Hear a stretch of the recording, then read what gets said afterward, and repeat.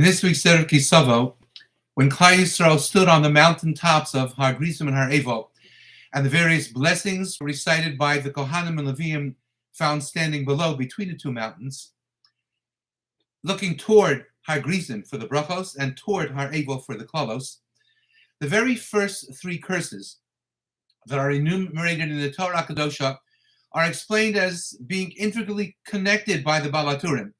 Baal HaTurim says the very first curse is Hashem. Cursed is the individual who fashions for himself a molten image, some kind of avodah zarah. Because as we know, our avodah zarah is shava, is equal keneged kol Torah kula, like the entirety of the Torah itself. And if a person turns his back on a Kodesh Baruch Hu by engaging in the fashioning of images of avodah zarah, and thereafter, understandably, the worship of those, then he has turned his back on the entirety of the Torah itself. The second curse, explains the Baal HaTurim, is Ora Makla of the Imo. Cursed is one who cheapens and makes light of his parents. And the Baal HaTurim cites the Gemara Kedushin and says, Shlosha Shutfin Ba'adam Hein, that there are three shutfin, there are three partners. Shlosha Shutfin Hein Ba'adam, three partners in the creation of every man. There is first and foremost a Kodesh Baruch Hu, there is the father, and there is the mother. And therefore, should a person cheapen the respect and the reverence that is due one's parents, then one is effectively chipping away at the creation of the very essence of a human being by a Kodesh Baruch Hu in partnering with one's father and mother. Last but not least, the third curse, Arur Masig V'Re'ehu, explains the Baal HaTurim, if a person not simply steals from another individual, not simply moves back the sign of ownership to be found in the field within the land of Eretz Canaan of Eretz Yisrael, but if one engages in the worst kind of trespassing of that which belongs to one's friend, namely, Ba'al Eshes Chavero, if a person engages in promiscuity with an Eshes Ish and causes effectively the birth of a child who will not really know the exact paternity, the identity of his father, then that child, of course, could one day be mizalzel, cheapen the cover, the reverence, the respect, the way that a particular man is treated, failing to understand that that person is actually his father. And therefore, the three are connected. But perhaps there is another understanding of these three. Namely, these are the three partnerships of holiness. These are the three partnerships of creation. There is first HaKadosh Baruch Hu, who creates man, creating life itself, creating the world. There is then the partnership of man and woman, who, with partnering with the Almighty, with Hashem Yisparach, first creates another human being.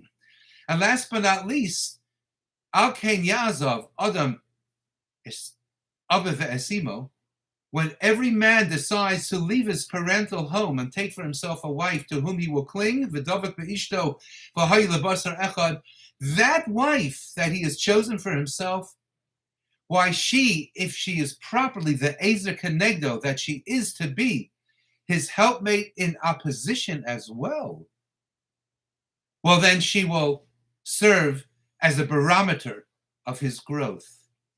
She will be his greatest critique, but in a positive fashion. She will help mold him into whom he could be. She will inspire him to achieve and become all that he could be. And when an individual goes and Ora Masig V'Re'ehu and Ba'al Eshes Ish, he has relations with the wife of another individual, well, why he's tearing that partnership between that other husband and wife to the ground. And he's tearing apart the creation of one vis-a-vis and of the other. The woman creating a husband, all that the husband could be, and the husband being the complement and helpmate of his wife, creating, helping her fashion herself into all whom she could be.